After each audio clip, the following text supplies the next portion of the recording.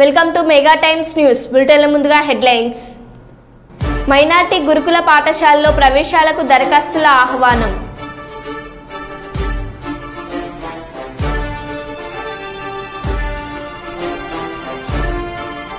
అక్రమంగా తయారు చేస్తున్న బాణసంచ సామాగ్రిని స్వాధీనం చేసుకున్న పోలీసులు.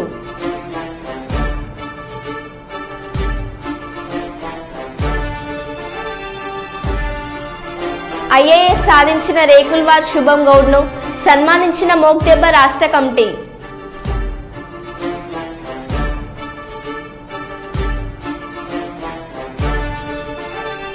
కర్ణాటక అక్రమ మద్యం విక్రయిస్తూ క్రికెట్ బెట్టింగ్ ఆడుతుండగా పట్టుకున్న పోలీసులు.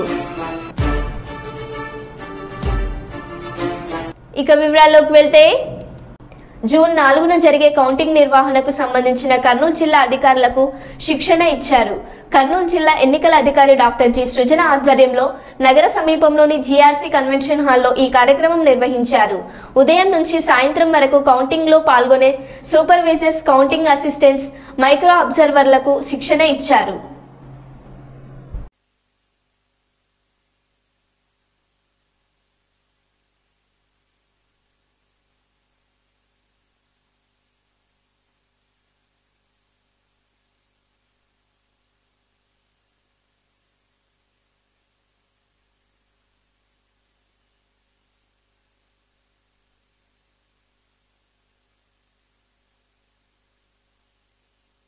కాకపోతే మీకు వీవీప్యాట్ స్లిప్స్ కౌంట్ చేయడం రావాలి. బికాజ్ మీరు ఎవరికి ఆ బూత్ లో పడుతుందో తెలియదు.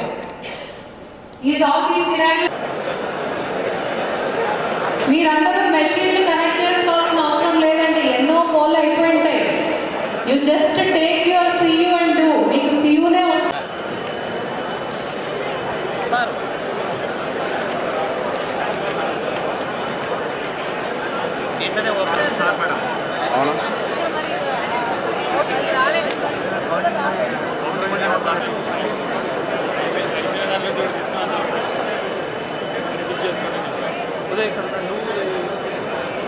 అక్కడికి వెళ్ళి మళ్ళీ వాళ్ళు 12 o'clock I want everybody in the seats. I will make a count.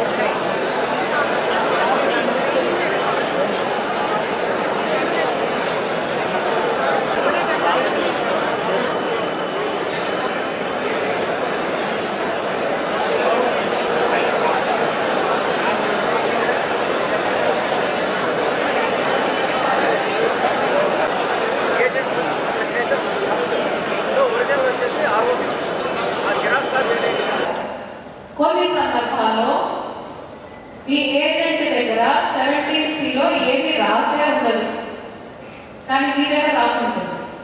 ఎందుకు జరుగుతుంది అలాగా? పోలీస్ స్టేషన్లో రాయకుండా రిసెప్షన్ సెంటర్లో రాయించుంటాం మనం కదా. Most of your POs and sector officers మీకు అర్థమవుతుంది కదా. సో పోలీస్ స్టేషన్లో వాళ్ళకి 17C ఇచ్చేటప్పటికి పూర్తి స్థాయిలో రాసి ఉండకపోయి ఉండొచ్చు. రిసెప్షన్ సెంటర్కి వచ్చిన తర్వాత మనం చూసి మనం ఇక్కడ రాయించి ఉండొచ్చు. సో మన దగ్గర స్ట్రాంగ్ రూమ్లో నుంచి వచ్చినదే వ్యాలిడ్. ఎవరైనా అడిగితే నేను చెప్పాలి బికాజ్ మనం చూసి రాయించుకుంటుంటా మనకి ఇచ్చి ఉండకపోయి ఉండొచ్చు. సో స్ట్రాంగ్ రూమ్ లోపల నుంచి వచ్చిన 17CA వ్యాలిడ్. అందులోని నంబర్కి సియులో నంబర్కి మ్యాచ్ అవ్వకపోతే ప్రాబ్లం, అప్పుడు పక్కన పెట్టేస్తాం. క్లియర్ అండి? అంతకుమించి కౌంటింగ్ లో there is nothing. No display అయితే పక్కకి ఇచ్చేస్తాం. ఇన్వాలిడ్ అయితే టోటల్ నొక్కి క్లోజ్ నొక్కి రిజల్ట్ చూసి రిజల్ట్ వస్తే రాసేస్తాం. ఏమి చేయకుండా రిజల్ట్ వచ్చినా రాసేస్తాం. 17Cకి CUకి డిఫరెన్స్ వస్తే మళ్ళీ ఆ గారికి ఇచ్చేస్తాము. మన దగ్గర ఉంటే 7-minute break to do this tabulation. కాకపోతే I give you a quick recap. I want you to please note down. So what happened in this entire process ఇప్పటి వరకు మీ టేబుల్కి తీసుకొని వచ్చి ఒక క్యారింగ్ కేసులో సీల్ తీసుకొని వచ్చి ఇస్తారు. మీరు పైన ఉండే అడ్రస్ ట్యాగ్స్ 2 కట్ చేస్తారు, సీల్ బయటకు తీస్తారు, గ్రీన్ సీల్ కట్ చేస్తారు, ఫ్లాప్ ఓపెన్ చేస్తారు. ఫ్లాప్ ఓపెన్ చేసి రిజల్ట్ నొక్కడానికి ట్రై చేస్తారు. అంతే కదండి. అడ్రస్ ట్యాగ్ ఇస్తే అడ్రస్ ట్యాగ్ కట్ చేస్తారు, గ్రీన్ పేపర్ సీల్ కట్ చేస్తారు, ఫ్లాప్ ఓపెన్ చేస్తారు, స్పెషల్ ట్యాగ్ ఉంటుంది. స్పెషల్ ట్యాగ్ దగ్గర క్లోజ్ రిజల్ట్ ఆ బటన్స్ అవి ఉంటాయి. మనం చేయాల్సిన ఫస్ట్ యాక్టివిటీస్ రిజల్ట్ నొక్కటం. నొక్కితే 3 సినారియోలు జరుగుతున్నాయి. ఇప్పటివరకు మీరు 10 సార్లు వింటారు, నేను 11వ సార్లు చెప్తున్నాను. 3 సినారియోస్. ఖమ్మం జిల్లా సత్తుపల్లి పర్యటనలో భాగంగా తల్లెడ మండలం నూతనకల్ గ్రామంలో రైతులతో మాజీ మంత్రి హరీష్ రావు మాట్లాడుతూ అన్ని రకాల వడ్లకు బోనస్ ఇవ్వాలి, రాష్ట్ర వ్యవసాయ శాఖ మంత్రి వడ్లకు బోనస్ ఇవ్వమని అడిగితే వ్యవసాయం అంటే ఏందో తెలియని వాళ్ళు మురుగుతున్నారని అంటున్నాడు. రైతులను అవమానించే హక్కు మీకు ఎవరిచ్చారని అన్నారు. అధికారంలోకి వచ్చే 6 నెలలు అయినా కానీ రైతు బంధు రైతు భరోసా రుణమాఫీ కాలేదు అని అన్నారు. అనంతరం మిట్టపల్లి గ్రామానికి చెందిన మాజీ DCMS చైర్మన్ రాయల వెంకట శేషగిరి చిత్రపటానికి పూలమాలలు వేసి నివాళులర్పించి అనంతరం కుటుంబ సభ్యులను పరామర్శించిన మాజీ మంత్రి తన్నీరు హరీష్ రావు, ఎంపీ నామా నాగేశ్వరరావు తదితరులు వీరి వెంట ఉన్నారు.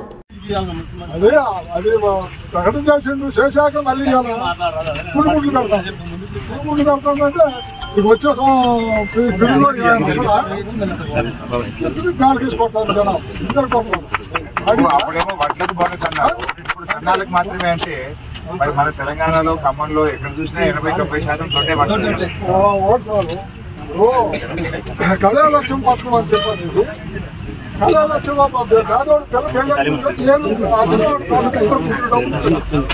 కళాలక్ష్యం ఎంతో అని చెప్పండి ఇచ్చిన. ఇవాళ కళాలక్ష్యం లేదు, డబ్బులు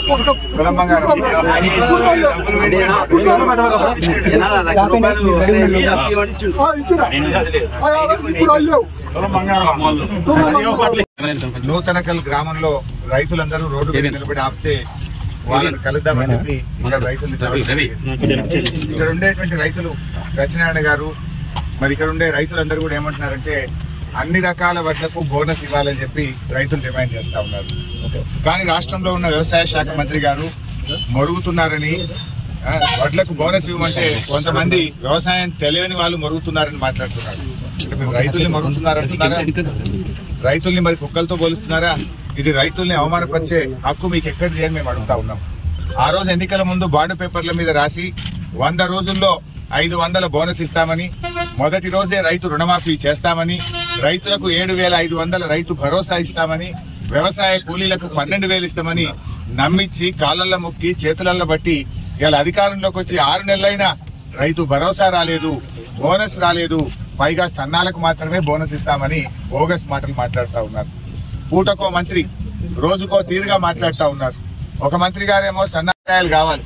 ఇప్పటికే ఖమ్మం జిల్లాలో క్రాప్ హాలిడే ప్రకటించారు. పాపం వేసిన పంటలన్నీ పెట్టుబడి అంతా కూడా పోయింది, పంటలన్నీ ఎండిపోయినాయి. ఖమ్మం జిల్లా ప్రజలకు తీవ్రమైన నష్టం జరిగింది. మరి ఇప్పుడు మళ్ళా వానకాలం సాగు చేయాలంటే ఖచ్చితంగా ఈ జూన్ లోనే రైతు భరోసా డబ్బులు రాష్ట్ర వ్యాప్తంగా ఇవ్వాలని చెప్పి డిమాండ్ చేస్తున్నాం. వ్యవసాయానికి సాయం ఎప్పుడు ఇవ్వాలి?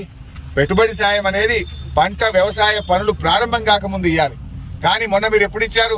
కేసీఆర్ బస్సు యాత్ర బయలుదేరితే కేసీఆర్ గారు ఒత్తిడి పెంచితే అప్పుడు మేల్కొని వడ్లు కళ్ళాల్లోకి వచ్చినాక రైతు బంధు డబ్బులు వేశారు.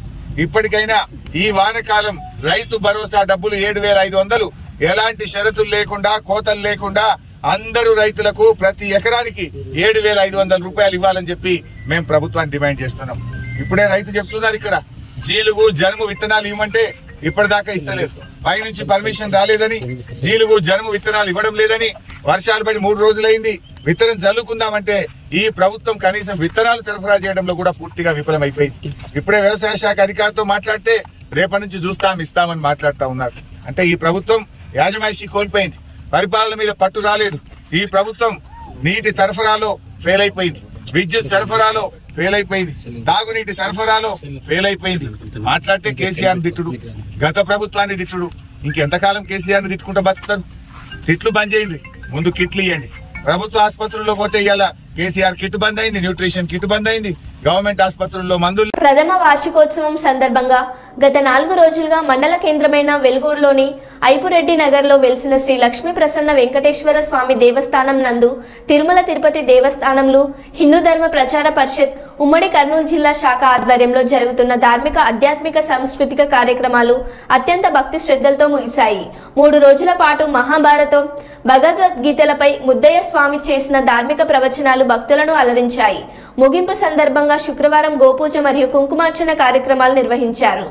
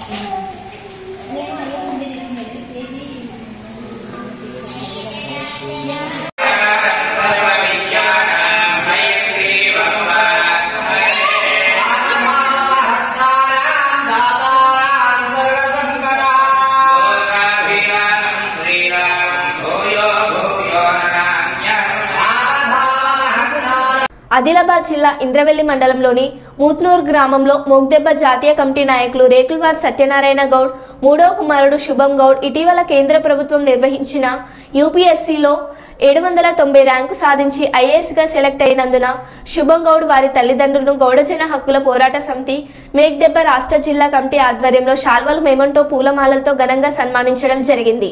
శుభం గౌడ్ చిన్నతనం నుండి ఐఏఎస్ కావాలనే కోరిక మేరకు వారి తల్లిదండ్రులు అదిశగా అన్ని రకాలుగా సహాయ సహకారాలు అందించాడని అభినందించారు. శుభం గౌడ్ మున్ముందు మరిన్ని ఉన్నత స్థాయి పదవులు అందుకోవాలని కోరారు. అనంతరం అందరికీ స్వీట్స్ పంచారు.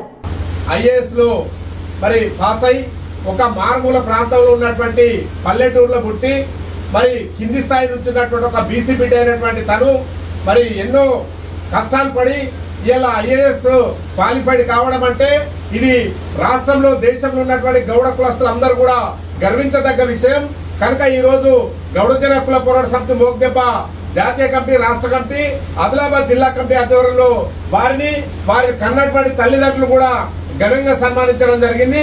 భవిష్యత్తులో రాబోయే రోజులలో మరింత మంది గౌడ కులస్తులు, బడుగు బలైన వర్గాలకు సంబంధించినటువంటి వాళ్ళు ఐఏఎస్లు, ఐపీఎస్లు, ఐఆర్ఎస్ గాని ఇట్లా ఉన్నత స్థాయిలో మరి విద్యావంతులు కావడం ద్వారానే బడుగు బలైన వర్గాలకు రాజ్యాధికారం రావడం గాని, బడుగు బలైన వర్గాలందరూ కూడా అభివృద్ధి చెందాలంటే మన కింది కులాలకు సంబంధించినటువంటి బీసీలు, ఎస్సీలు, ఎస్టీలు అందరూ కూడా ఉన్నత స్థాయి చదవడం ద్వారానే, విద్యార్థి చదువు ద్వారానే మరి ఉన్నత స్థాయికి ఎదగడానికి అవకాశం ఉంటది. కనుక ఇవాళ మా గౌడ సమాజం మొత్తం కూడా గర్వించదగ్గ విషయం.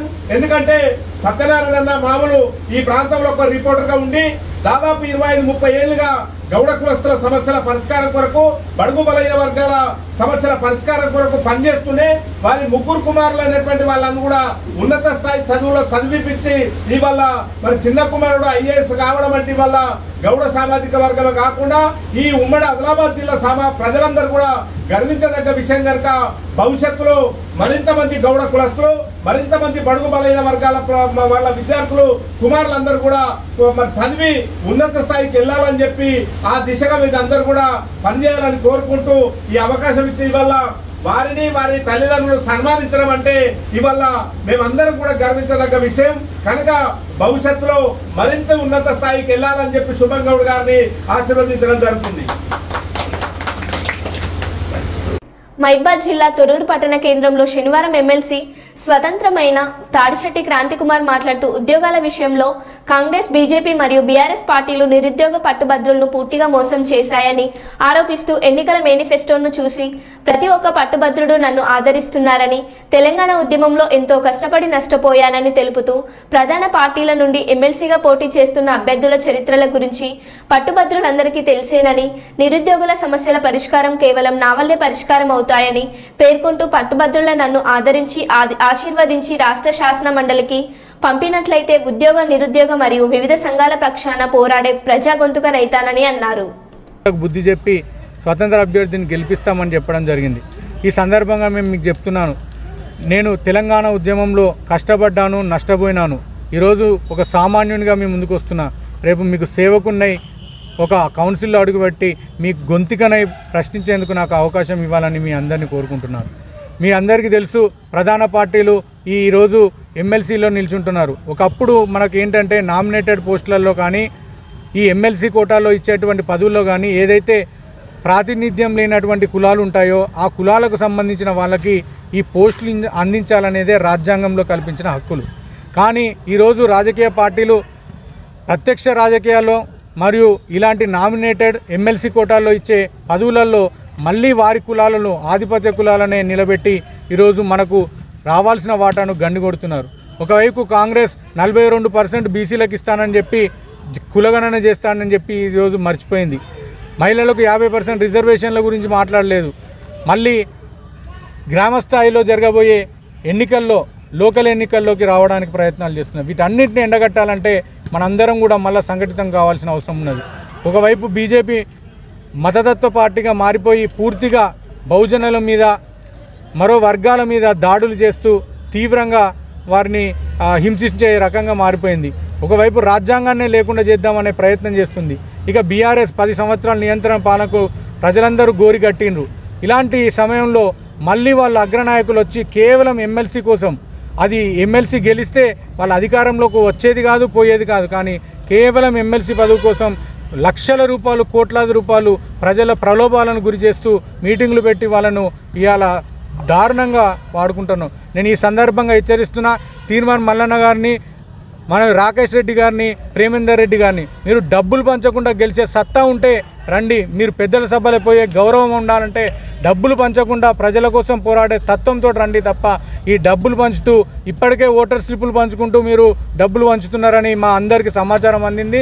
మీరు ఇలాంటి ప్రలోభాలు చేసుకుంటూ ప్రజలను మోసం చేస్తే మీరు పదవులలో కాదు కదా, మీరు మట్టుకొట్టుకోబోతారు, జాగ్రత్త అని చెప్తున్నాను. ఇంకొకటి 7,200 అనే ఒక సిద్ధాంతంతో బీసీల సామాజిక వర్గం అని, ఈ తెలంగాణకి నేనే ఆల్టర్నేటివ్ అని వచ్చినటువంటి తీర్మాన్ మల్లన్న ఇవాళ జీవో 46ను రద్దు చేయాలని అడిగితే దాని మీద సమాధానం చెప్తలేడు. ఇప్పటి వరకు ఆయన తీసుకున్న సిద్ధాంతాల మీద ఎలాంటి రిజల్ట్ వచ్చిందో ప్రజలకు వివరించి ఆ తర్వాత ఓటు అడగమంటే ఇంతవరకు దాని గురించి దాటేస్తూ వెళ్తున్నాడు. తన స్వలాభం కోసం ఒకప్పుడు పేటీఎంలో 10 రూపాయలు ఏమని చెప్పి ఇవాళ కోట్లాది రూపాయల కార్లను కొనుక్కొని ఒక నియంతలాగా తయారై మరో కేసీఆర్ లాగా తయారవుతున్న ఇలాంటి వ్యక్తిని గెలిపించుకుంటే ప్రమాదకరం. కౌన్సిల్లో పోయే హక్కు లేదు. ఆ బూతులు తిట్టే ఛానల్ తయారు చేసిండు. అలాంటి వ్యక్తి ఏం చేస్తాడు? ఒకవైపు రాకేష్ రెడ్డి యూత్ను ఖరాబ్ చేసి వారిని మతం వైపు మళ్లించి ఏదైతే పార్టీ మీద దాడి చేస్తానని ఒక 5 నిమిషాలు కిషన్ రెడ్డి గారు ఆదేశిస్తే బీఆర్ఎస్ పార్టీ నాయకుడు ఉండే ఫామ్ హౌస్ని కాలబెడతానని చెప్పి ఆనాటి ప్రజలను రెచ్చగొట్టిండు. మరి ఇప్పుడు నువ్వు అదే పార్టీలోకి పోయినావు, ఆ పార్టీ మీద దాడి చేసినావు, ఆ పార్టీ నాయకులు భూదందాలు చేస్తున్నారన్నావు. మరి వాళ్ళతో చేయగలిపి ఇప్పుడు ఎమ్మెల్సీ పదవి కోసం ఎందుకు ఆశపడ్డావో ప్రజలకు వివరించాలి. 2 కోట్ల ఉద్యోగాలు ఇస్తాన్న బీజేపీ పార్టీ ఈరోజు తెలంగాణకు మీరు ఏం చేసిండ్రు, ఇలాంటి నిధులు తెచ్చారు, ఎంతమంది నిరుద్యోగులకు ఉద్యోగాలు ఇచ్చారో మీరు అన్నీ కూడా చెప్పిన తర్వాతనే మీరు ఎలక్షన్లో ఆ ఓటు అడిగే హక్కు ఉందని చెప్పి నేను మీ అందరినీ కోరుకుంటున్నాను. మీ అందరు కూడా కోరుకునేది ఒకటే, ఏ చరిత్ర తెలియనటువంటి అశోక్ సార్కి బీఎస్పీ పార్టీ మద్దతు ఇవ్వడం సిగ్గుచేట అనిపిస్తుంది. ఎందుకంటే ఇక్కడ మహనీయుల చరిత్రను మేము కింది స్థాయి నుండి మేము ప్రచారం చేస్తూ నిరంతరం ఉద్యమాలు చేస్తూ మద్దతు కోసం రావడం జరిగింది. కేవలం స్వలాభాల కోసమే పార్టీలన్నీ కూడా వాళ్ళందరినీ మద్దతు తీసుకుంటూ వస్తున్నాయి. కాబట్టి ఆలోచించండి. ఒకవైపు మేము ఆర్ఎస్ ప్రవీణ్ కుమార్ సార్ని గౌరవించాం, కానీ నిన్నొచ్చి బిట్స్ బిలానీలో చదువుకున్న ఒక మతోన్మాద ఆలోచన ఉన్న వ్యక్తిని గెలిపించాలని చెప్పడం, ఇవన్నీ కూడా ప్రజలు ఆలోచించండి. వీళ్ళందరినీ ఎండగట్టే రోజు వచ్చింది. ఎమ్మెల్సీలో ఒక హక్కుల కోసం మాట్లాడే నాలాంటి ఒక నిరుద్యోగి, నాలాంటి ఒక సామాన్యుణ్ణి మీరు కౌన్సిల్కి పంపిస్తే ప్రజల గొంతుకనై అన్ని వర్గాల సంపన్న వర్గాల సమస్యల గురించి మాట్లాడతాను. ఒకవైపు కర్నూలు జిల్లా ఎమ్మిగనూరు పట్టణంలో సాయంత్రం పిడుగుపడే వ్యక్తికి తీవ్ర గాయాలైన సంఘటన ఎమ్మిగనూరులో చోటు చేసుకుంది. పట్టణానికి చెందిన హనుమంత్ అనే యువకుడు తన ద్విచక్ర వాహనంపై రివర్స్ కాలనీ మైదానంలో వెళ్తుండగా ఒక్కసారిగా యువకుడిపై పిడుగుపడింది. హనుమంతుకు తీవ్ర గాయాలు కాగా పక్కనే ఉన్న స్థానికులు గమనించి వెంటనే యువకుడిని స్థానిక ప్రభుత్వ ఆసుపత్రికి తరలించారు. వైద్యులు పరిశీలించగా హనుమంతు పరిస్థితి విషమంగా ఉండడంతో మెరుగైన చికిత్స నిమిత్తం కర్నూలుకు తరలించారు. హనుమంతుకు గత 2 నెలల క్రితమే వివాహమైనట్లు తండ్రి బడేసాబ్ తెలిపారు.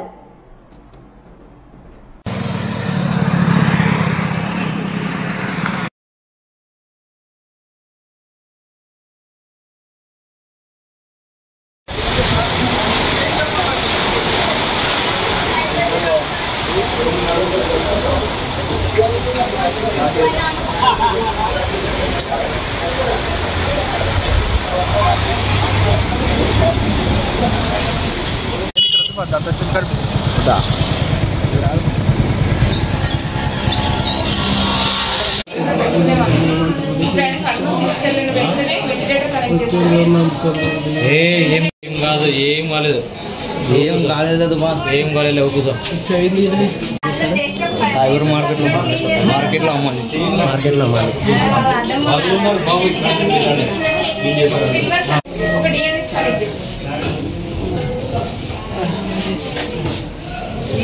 ఏడు తగలేదు, నువ్వు కూర్చో అన్నంత ఏం కాలేదు.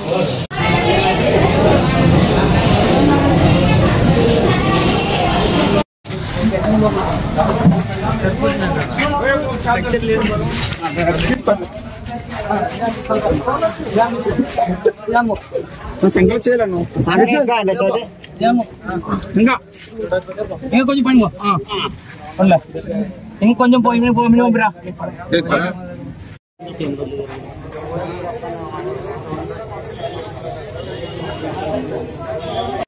కరీంనగర్ మైనార్టీ గురుకుల పాఠశాలలో ప్రవేశాలకి అవగాహన కార్యక్రమం కరీంనగర్ జిల్లా మగ్దంపూర్ మైనార్టీ గురుకుల కళాశాల బాలుర 3లో 2024-2025 విద్యా సంవత్సరానికి అడ్మిషన్లు ప్రారంభమైనవి.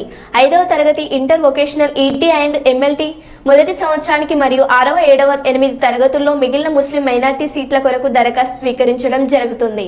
ఈ సందర్భంగా కరీంనగర్లోని విజయనగర్ కాలనీ మస్జిద్ ఏ హబీబ్ వద్ద స్టాల్ను ఏర్పాటు చేశారు. మైనార్టీ గురుకులాల్లో ప్రవేశాలకు అవగాహన కార్యక్రమాన్ని నిర్వహించారు.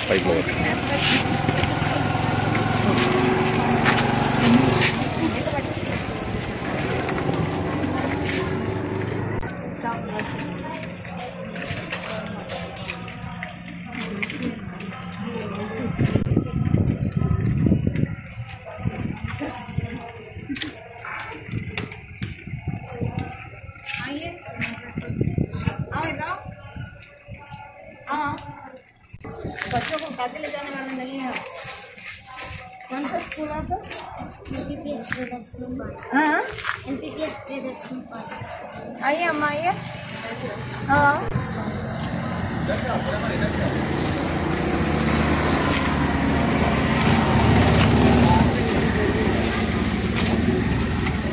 జిల్లా కేంద్రంలోని కరీంనగర్ ఉద్దంపూర్ నందు గల మైనార్టీ గురుకులం కరీంనగర్ బాయస్త్రీ స్కూల్ నందు 5th క్లాస్కు మరియు intermediate first year MLT and ET vocational గ్రూప్స్కు అడ్మిషన్స్ స్టార్ట్ చేయడం జరిగింది. ఇందులో భాగంగా ఈరోజు విజయనగర్ కాలనీ నందు మసీద్ నందు పబ్లిక్ అంటే పేరెంట్స్లో అవేర్నెస్ కల్పించడం కోసం ఒక స్టాల్ని ఏర్పాటు చేసి మా స్టాఫ్ మా టీచర్స్ మేము అందరం కలిసి మా RLC అందరూ కలిసి ఇక్కడ పేరెంట్స్లో మోటివేట్ కల్పించడం జరుగుతుంది.